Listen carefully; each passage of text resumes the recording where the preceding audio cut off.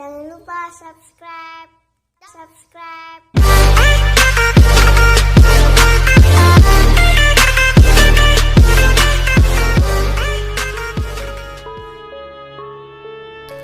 Raden Panji Pulangjiwo merupakan Adipati Sumenep dari Madura yang namanya tidak bisa dilepaskan dengan sejarah Kabupaten Malang, khususnya Kepanjen yang kini menjadi ibu kota Kabupaten Malang. Nama Raden Panji Pulangjiwo dikenal karena keberanian dan kesaktiannya saat menolak tunduk terhadap hegemoni Mataram. Selain tentunya dikarenakan kisah cintanya kepada Roro Proboretno, putri Adipati Malang bernama Ronggo Tohjiwo. Kisah cinta Raden Panji Pulangjiwo yang tragis dimulai sejak sang Adipati Ronggo Tohjiwo membuka sayembara untuk putrinya yang tersohor berparas jelita dan memiliki ilmu kanuragan yang tinggi itu. Dia berkata, barang siapa yang bisa mengalahkan kesaktian anakku, maka dia akan menjadi suaminya. Sayembara ini cepat tersebar sampai di luar daerah Kadipaten Malang. Raden Panji Pulangjiwo yang mendengar sayembara tersebut pun langsung berangkat menuju Kadipaten Malang. Dia mengetahui adanya sosok Sumolewo, punggawa Kadipaten Malang yang selalu mencegat dan membunuh para kesatria dari luar Malang yang akan mengikuti sayembara di wilayah Lawang. Secara cerdik, Raden Panji Pulangjiwo masuk Kadipaten Malang melalui arah timur. Konon wilayah tersebut adalah tempat pemeliharaan hewan-hewan piaraan Kadipaten yang kini dikenal sebagai Kedung Kandang. Pada hari sayembara, akhirnya Raden Panji Pulangjiwo dengan kesaktiannya mampu mengalahkan puluhan peserta. Tinggal Sumolewo yang kini berhadap-hadapan dengan Adipati Sumenep, sebelum nantinya pemenang berhadapan langsung dengan Roro Proboretno. Sesuai dengan aturan sayembara, Alkisah Raden Panji Pulangjiwo pun berhasil mengalahkan Sumolewo dan bertanding sengit dengan calon istrinya Roro Proboretno. Roro Proboretno pun akhirnya berlari dan bersembunyi di benteng petilasan kerajaan Singosari yang tertutup kuat dan rapat. Karena kesungguhan hati dan kesaktian Raden Panji, gerbang kuat itu pun terbuka.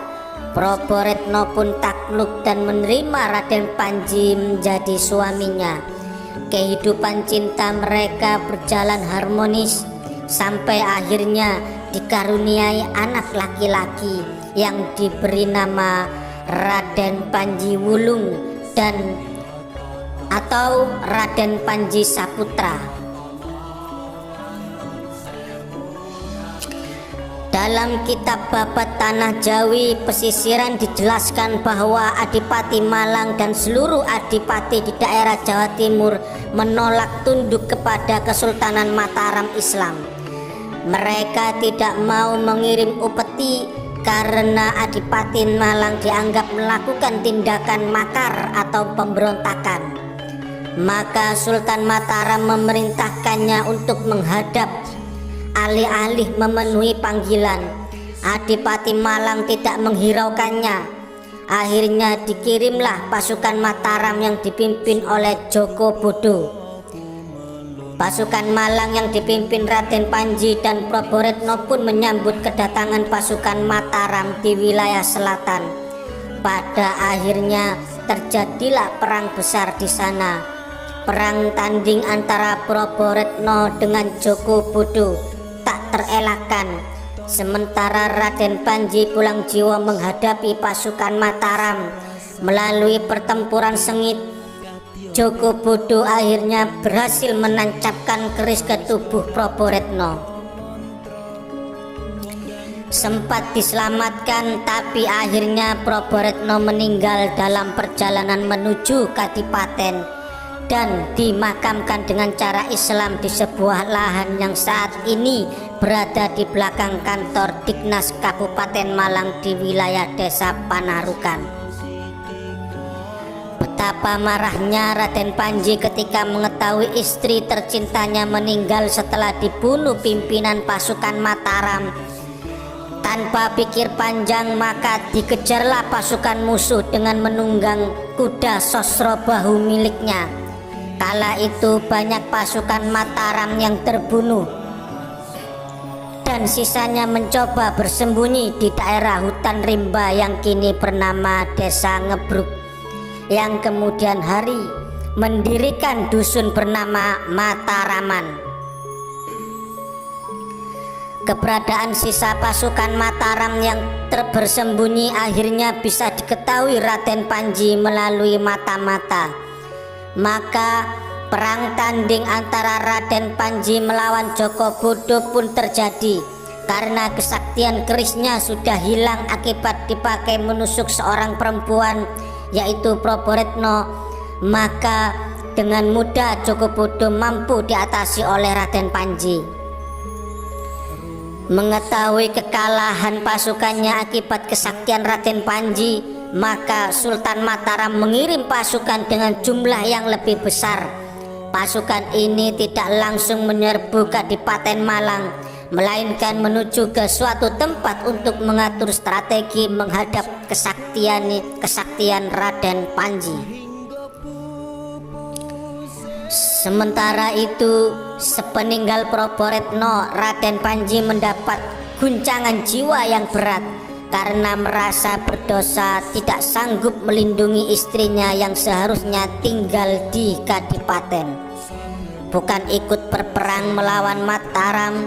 Setelah berpikir keras, akhirnya perwira-perwira pasukan Mataram menemukan strategi jitu untuk melumpuhkan Raden Panji. Mereka membuat panggung yang di atasnya terdapat seorang putri Mataram yang di wajahnya memang mirip dengan putri Proboretno. Di depan tangga untuk naik ke panggung diberi jebakan sumur yang dalam. Pada suatu ketika diundanglah Raden Panji untuk bertemu si putri Proboretno palsu. Dengan diiringi tembang Asmorodono, Raden Panji yang merasa kegalauannya sedikit terobati dengan hadirnya Proboretno palsu, maka mendekatlah ia ke panggung. Saat hendak naik ke tangga, Raden Panji terkejut dan langsung terperosok ke dalam lubang sumur.